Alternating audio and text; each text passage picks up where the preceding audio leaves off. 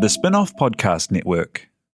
Skinny are helping you show how smart you are with the 1Q quiz, an all-new, super challenging and super quick daily quiz built by the Spin-off. Every Monday, Skinny are giving you the chance to prove you're smart with the Skinny Extra Credit question. Get it right, and you'll get the chance to score yourself some Skinny Extra mobile credit, so you can text, call, or even video call your group chat and gloat about how big your brain is. T's and C's apply. The Fold is brought to you by oOh!media, making brands unmissable and public spaces better across Aotearoa.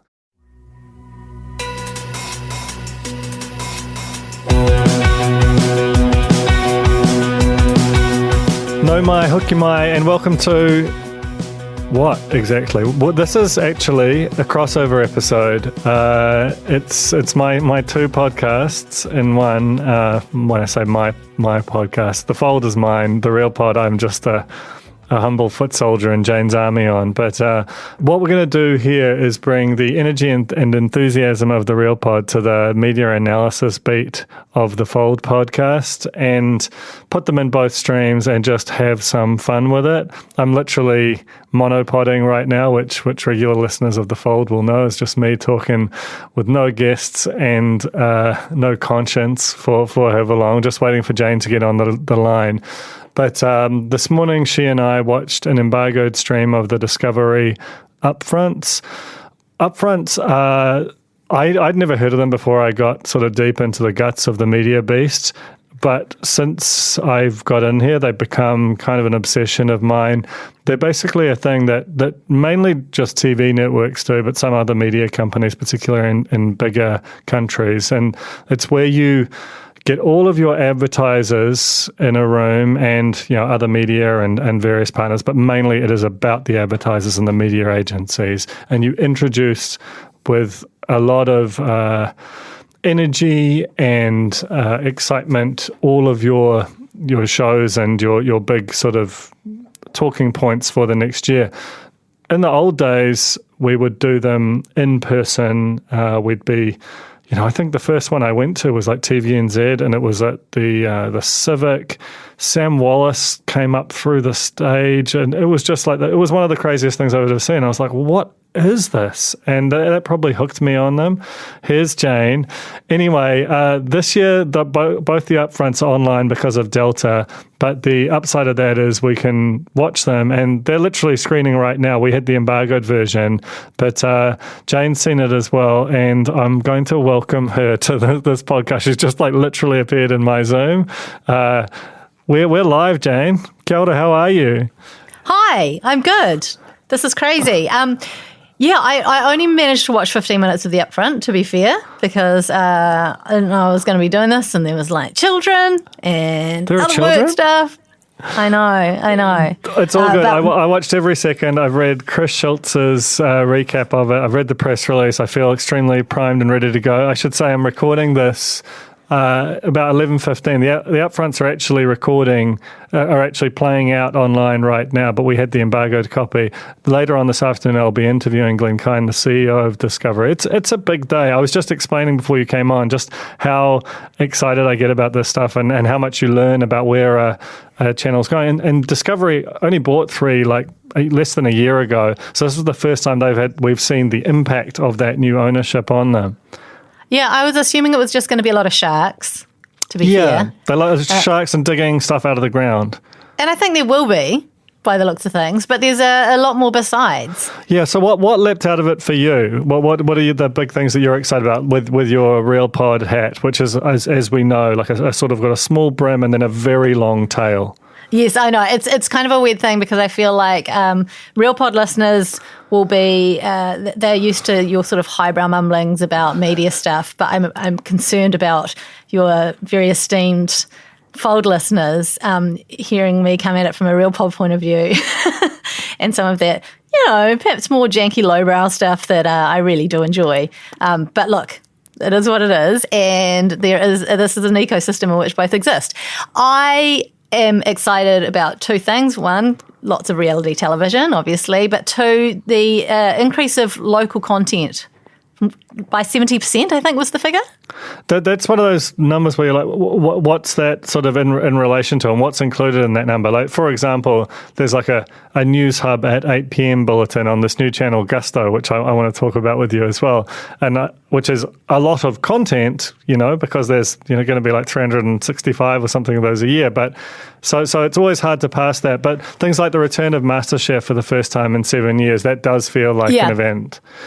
I'm really excited by Sort My House, which is a new program that's going to be coming out, helping people declutter their homes. I really love the idea of that as well. Yeah. So I guess like a local version of the kind of hoarder type show. And also this amazing adventure kind of like Amazing Race New Zealand version, but it's like, sounds like an Amazing Race, but in the cloak of darkness, you're being tracked by people. Trackers. I'm so obsessed with trackers. And you've got to get to the helipad before the trackers track you down or something. And they're going to get international contestants come to New Zealand, right? So I'm wondering if this is something they're hoping to sell internationally as well.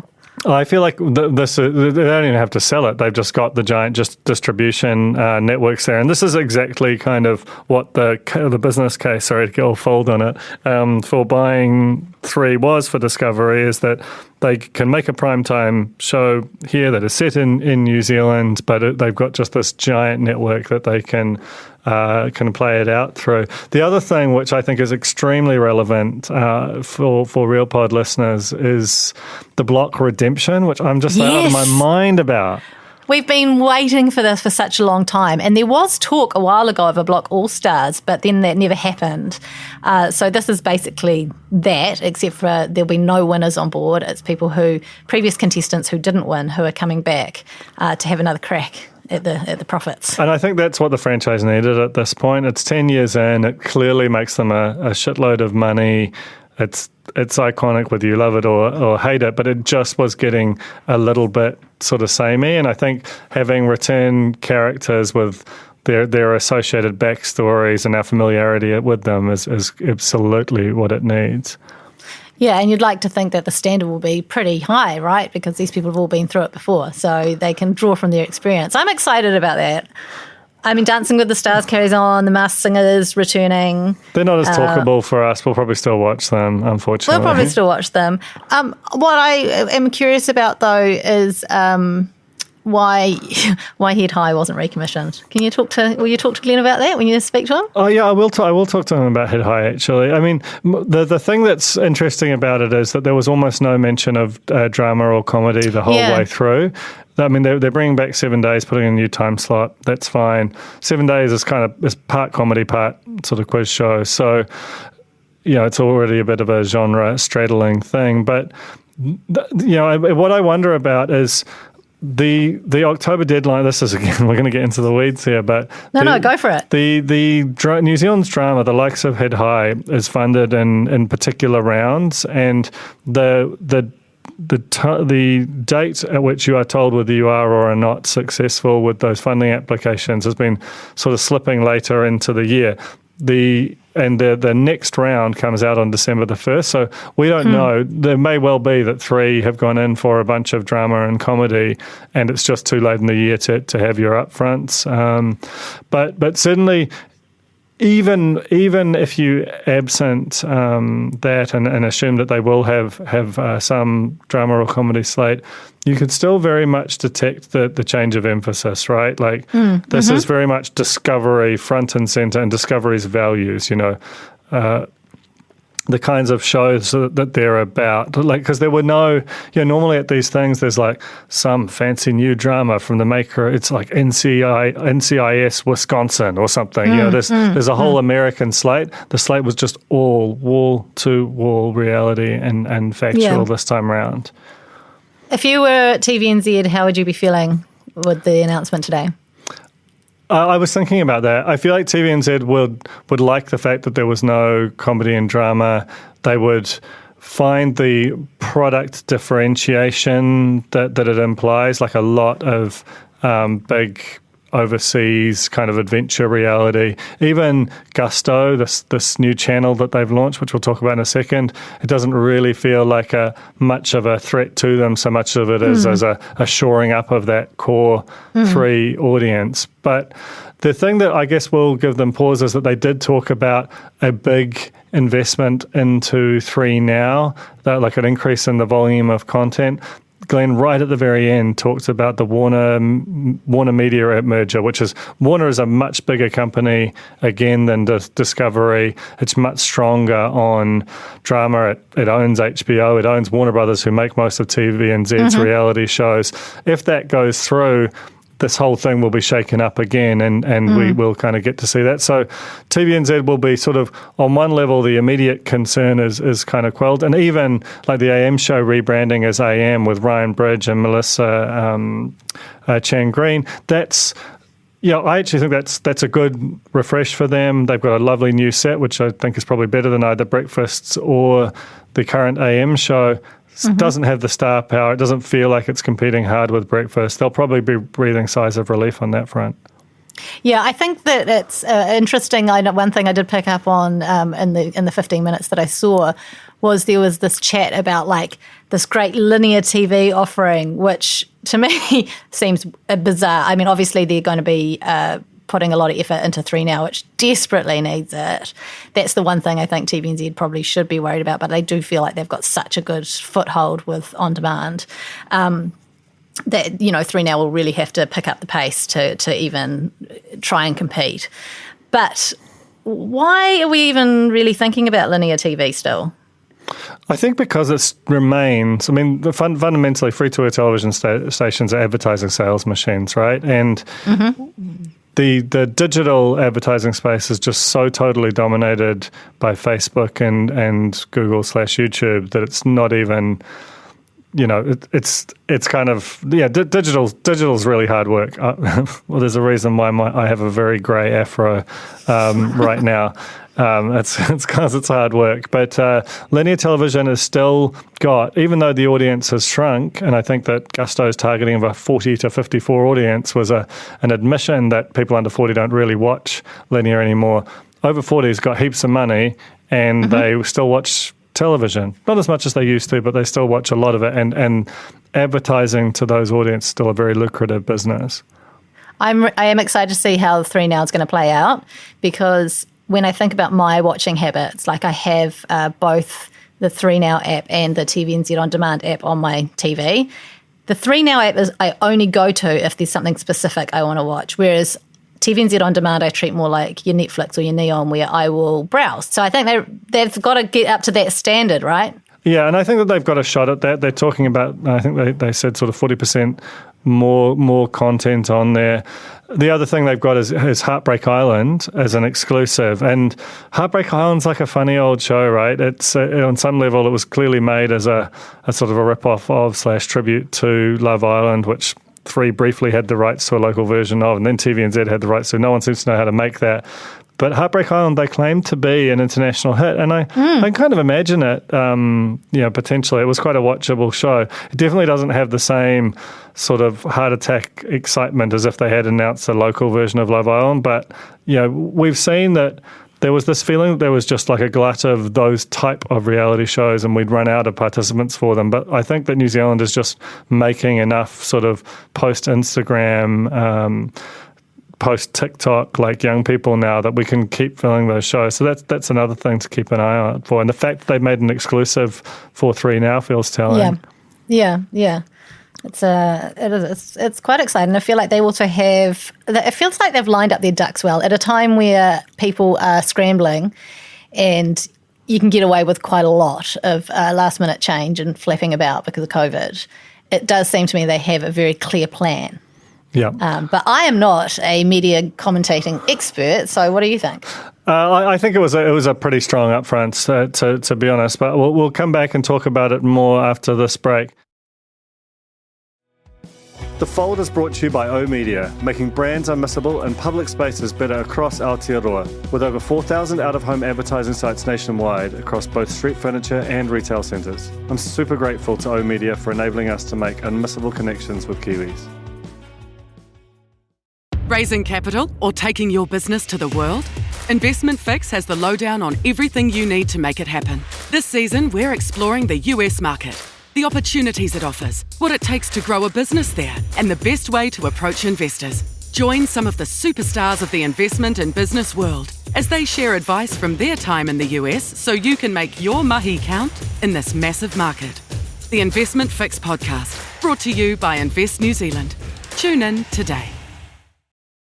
No, look, I thought it was a really strong upfront. These things are really difficult. There was like socially distanced host announcements. Some of it was a bit wooden. Patrick Gower is very good at these things. He was super funny on it. You definitely got a sense that there is a bit of a hole. The fact that MediaWorks, which 3 was formerly a part of, has over the past month basically raided the cupboard of a lot of their sort of top drawer news talent, Tova O'Brien, Duncan Garner and Lloyd Burr, who was the sort of heir apparent to Tova's position as political editor, have all gone to MediaWorks to be part of the new whatever Magic Talk is going to become. And while they've got Ryan Bridge moved up in the AM show slot and that whole scene is kind of coming together, there's still a bit of a sense of who is that next political editor going to be? Because that person, because of Paddy Gower, Duncan Garner, and now Tova, they've always been an iconic figure. They've got some really, really great talent in the gallery down there, so it wouldn't surprise me if Jenna Lynch were to step up into it. But she hasn't yet been introduced nationally in the same way that Tova was, and so that was a bit of a void, I felt.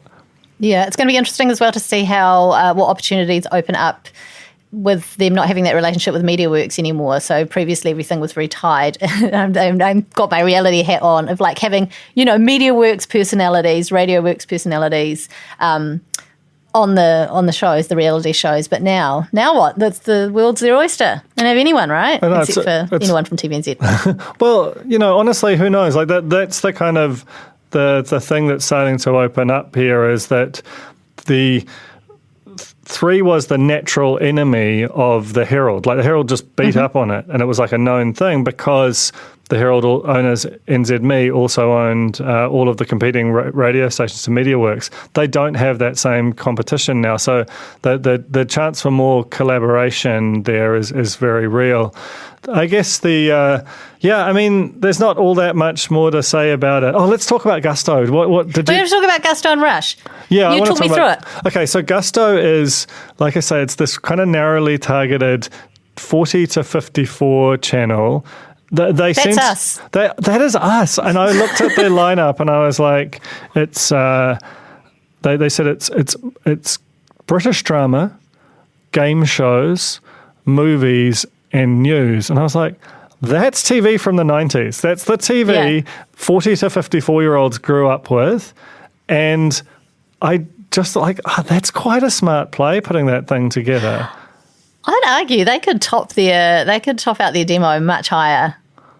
My mum, who is in her 70s, she will be. This is going to be her channel of choice. I can feel it already. Well, they'll be banking on that on some level, but the problem is that advertisers basically view at 55. They imagine that you are set in your ways, that you will never deviate from your current spending habits. So they're just not as attractive, but they'll be quietly hoping that they will sort of bulk out there. And it has the potential to become a bit of a, it might nip at the heels of TVNZ1 in certain places, the same way that Prime has a few shows that just sort of unexpectedly rate really, really well.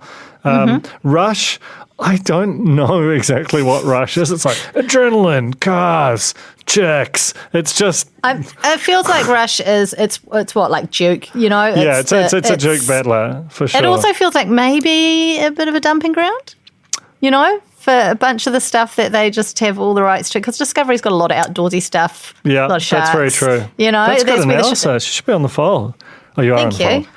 Well, no, you're on the Real Pod. Okay. That's what's happening here. That's called banter. They're also, Discovery, Australia, New Zealand are going to be carbon zero within 5 years. That's their commitment. That's lovely.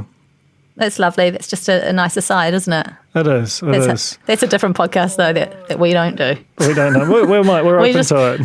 We want to talk about the business and what's going to be on our screens. We do. I mean, the final sort of thing that they talked about, there was an interesting little interview that Mark Richardson did on the set of The Block with Donna Gurney, who is head of their sort of sales operation, talking about the new ad tech they have, which even for listeners of The Fold would probably get a bit esoteric, but it does point out to the fact that where TV3 was always cash-strapped, could never invest in technology as a sort of just a small, Antipodean TV channel. It's now part of this giant mothership, which will have very sophisticated technology, and they even talked about the ability for New Zealand brands to sell and be sold into and kind of reach a mass global audience, which that'll be a bit of an edge case, but even just the fact that they can do it is a bit of a point of difference from TVNZ. So, you just got the sense of a company that was full of energy and was changing quite rapidly, hasn't figured it all out yet, but there is something going on there after a long period where they were just doing it at best, like a kind of managed decline. So, yeah. So crucially, though, as well as energy and passion, money. Well, money. Yeah, they look like they can invest in things. They look like they've got budgets. Who knows how long that lasts? I mean, it's very early days for Discovery as an owner, but just the fact of being able to commission a show like Trackers, unfunded, and it sounds a little bit like a reality show from the sort of 30 Rock parody stable. What happens when they catch you? I assume you get murdered. Like this whole thing is kind of very much TBD, but. It was a fun watch, and I think that the local television equilibrium, which has basically been locked in for a long time, looks like it might change. That was The Fold, brought to you by our partners at oOh!media, making brands unmissable and public spaces better across Aotearoa. Huge thanks to oOh!media for sponsoring this episode of The Fold and enabling us to make unmissable connections with Kiwis.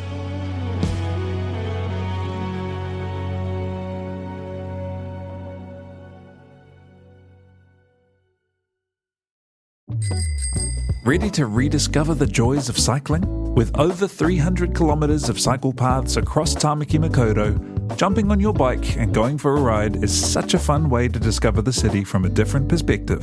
Cycling is getting more and more popular across Auckland, so now's a great time to join the hype and give cycling a go. Head to at.govt/cycling to find your nearest cycleway today. The Spin-off Podcast Network.